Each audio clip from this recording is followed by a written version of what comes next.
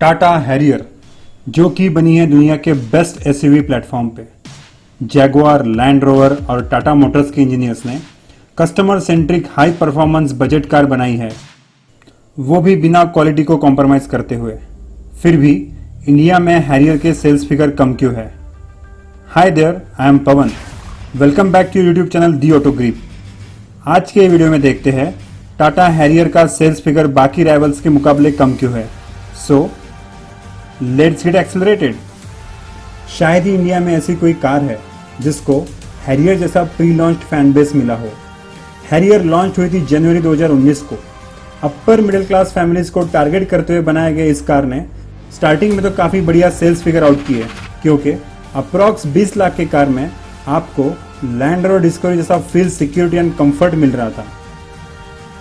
आप सबको पता ही होगा, हैरियर बनी है डिस्कवरी के ओमेगा आर्क प्लेटफॉर्म पे, जो कि एक हाइब्रिड नहीं बल्कि truly SUV off roading platform है। फिर भी शुरुआती कुछ मंथ्स के अलावा बाद में ये कार के सेल्स फिगर उतने इम्प्रेसिव नहीं रहे। तो चलिए जानने की कोशिश करते हैं हम इंडियन कस्टमर्स को हमारा बेस्ट होम प्रोडक्ट क्यों नहीं इम्प्रेस कर पाया। एंड मेरे हिसाब से the very first reason is हमारा डर। जी हाँ, हमारा डर। हम इंडियंस जब भी कार खरीदने जाते हैं, हमारे बैक ऑफ द माइंड यही थॉट रहता है कि भाई मुझे इस कार का रीसेल वैल्यू कितना मिलेगा। इस वक्त हम ये बिल्कुल नहीं सोचते ये कार मैं, मेरे और मेरे परिवार के लिए खरीद रहा हूँ, ना कि सेकेंड हैंड बेचने के लिए। So it was the first failure कि जहाँ हैरियर पीछे रह गई। हम सब जानते हैं टाटा की रीसेल वैल्यू मार्केट में बाकी गाड़ियों से कम है और ज़्यादातर लोग टाटा पे 20 लाख की इन्वेस्टमेंट करने की रिस्क नहीं लेना चाहते। And the second pain area is dimension. जी हाँ दोस्तों, डायमेंशंस। जैसे कि मैंने पहले ही बता दिया था, हैरियर बनाई गई थी अपर मिडिल क्लास कस्टमर्स को ध्यान में रखकर, और upper middle class customer mostly belong करते हैं metropolitan cities like Mumbai, Pune, Delhi, जहां पहले ही काफी ज्यादा पार्किंग इश्यूज है। हैरियर को हेवी रोड प्रेजेंस देने के लिए ओवर साइज बनाया गया। प्रैक्टिकली ये गाड़ी पार्क करना बड़ा ही मुश्किल टास्क है जहां आपको लिमिटेड पार्किंग स्पेस हो। और दूसरी तरफ हैरियर के कॉम्पिटिटर्स जैसे कि Hyundai Creta, jeep compass, Kia Seltos proper proportion में डिजाइन किए गए हैं। चलिए बढ़ते हैं थर्ड टॉपिक पे। So the third topic is cosmetic issues. हाँ, cosmetic issues.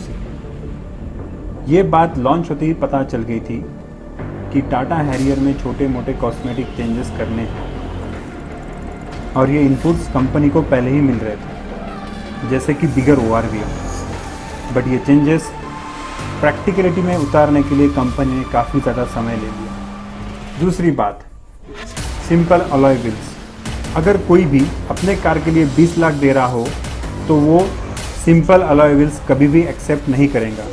It's an obvious expectation from the customer to have stunning alloy wheels, which give more sporty look to the car, क्योंकि side view से alloy wheels ही एकमात्र चीज़ है जो देखने वालों को impress करती है। और तीसरा पॉइंट है रूफ।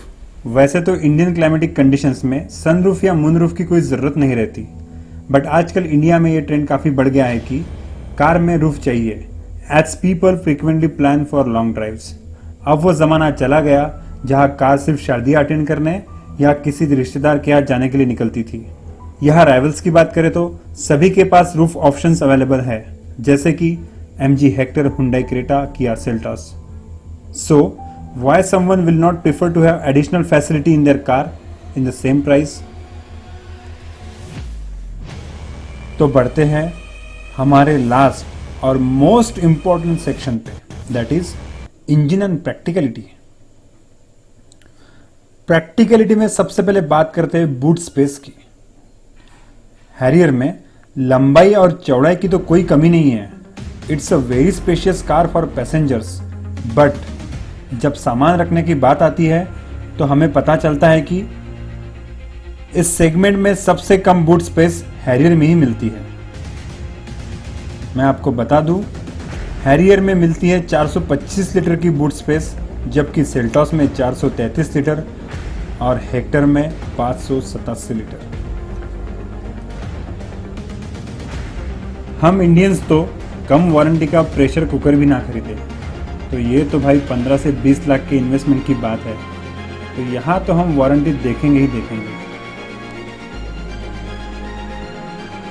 हैरियर देती है 2 ईयर 1 लाख किलोमीटर पास, जबकि किया सेल्टॉस में मिलता है 3 इयर्स अनलिमिटेड किलोमीटर, और क्रेटा में भी लगभग सेम ही मिलता है। और इस सेगमेंट में सबसे ज़्यादा वारंटी मिलती है MG हेक्टर में, जो कि है 5 इयर्स अनलिमिटेड किलोमीटर। इस सेगमेंट में कार बाइंग कस्टमर्स कंफर्ट को काफ़ी ज़्यादा इम्पोर्टेंस देने वाले हैं, एंड बड़ी सिटीज़ के ट्रैफिक सिचुएशन में लोग ऑटोमेटिक ही प्रेफर करते हैं to make driving more easy and comfortable. यहाँ भी हैरियर पीछे रह गई। जब वो लॉन्च हुई थी उसमें कोई ऑटोमेटिक वर्जन नहीं था, जबकि अदर राइवल्स ऑटोमेटिक वर्जन के साथ ही लॉन्च हुए हैं। माइलेज, हमें पता है mileage engine capacity and power के अलावा ड्राइविंग स्किल्स पे भी डिपेंड करता है। The older you get the better you drive. Mileage तो ऐसी चीज़ है जहां हम इंडियंस किसी के बाप की नहीं सुनते। कोई हमें ये बोल दे कि भाई इस कार से ज़्यादा उस कार का माइलेज है, तो हम इस कार के हज़ारों खूबियों को इग्नोर करके उस कार के पीछे दौड़ेंगे। तो ये बात हैरियर को भी मार गई। हैरियर में मिलता है 15 से 16 किलोमीटर पर लीटर का माइलेज, जबकि हेक्टर में मिलता है 17 से 18 किलोमीटर पर लीटर। और इस सेगमेंट में सबसे ज़्यादा माइलेज मिलता है किया सेल्टॉस में, जो कि है 17 से 20 किलोमीटर पर लीटर। तो बस यही कुछ रीजंस है जिसके वजह से टाटा हैरियर के सेल्स फिगर उतने इम्प्रेसिव नहीं रहे। और बेशक आज हमने जो भी पॉइंट्स डिस्कस किए हैं, ये सारी वो चीज़ें हैं जिसके साथ टाटा हैरियर लॉन्च की गई थी।